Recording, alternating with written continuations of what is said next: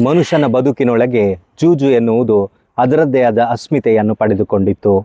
ಹಿಂದೆ ಎಲ್ಲ ನೆಲ ಸಂಸ್ಕೃತಿಯ ಭಾಗವಾಗಿದ್ದ ಅನೇಕ ಆಟಗಳು ಸೋಲು ಗೆಲುವಿನ ಜೊತೆಯಲ್ಲಿ ತನ್ನದೇ ಆದ ಅಸ್ಮಿತೆಯನ್ನು ಹೊಂದಿತ್ತು. ಮನರಂಜನೆಗಾಗಿ ಆಡುವ ಆಟಗಳೆಲ್ಲವೂ ಜೂಜಿನ ಒಂದು ರೂಪವಾಗಿ ನಡೆಯುತ್ತಿತ್ತು. ಆದರೆ ಈಗ ಕಾಲ ಬದಲಾಗಿದೆ, ನಾವು ಬದಲಾಗಿದ್ದೇವೆ. ಜೂಜಿನ ಮೂಲಕ ಹಣ ಹೇಗೆ ಮಾಡುವುದೆಂದು ಯೋಚಿಸುವುದೇ ನಮ್ಮ ಆದ್ಯ ಕರ್ತವ್ಯವಾಗಿದೆ. ಹಾಗಾಗಿ ಜಗತ್ತಿನ ಬಹುತೇಕ ತಾಂತ್ರಿಕ ಯುಗ ಇವತ್ತು ಮನುಷ್ಯನನ್ನು ಮೋಸಗೊಳಿಸಲು ಜೂಜನ್ನು ದಾಳವಾಗಿ ಬಳಸಿಕೊಳ್ತಿದೆ. ತಾಂತ್ರಿಕವಾಗಿ ಹುಟ್ಟಿಕೊಂಡ ಕಳ್ಳರು ಇಂದು ಅನೇಕ ರೀತಿಯ ಜೂಜುಗಳಿಗೆ ಒಳಗಾಗಿ ಜನರನ್ನು ಮಂಗ ಮಾಡುವ ಕೆಲಸ ಮಾಡುತ್ತಿದ್ದಾರೆ. ಅನೇಕ ಕಂಪನಿಗಳು ಹಣವನ್ನು ದ್ವಿಗುಣ ಮಾಡುತ್ತೇನೆ ಎಂದು ಹೇಳಿ ನಾಮ ಹಾಕುತ್ತಿದ್ದಾವೆ.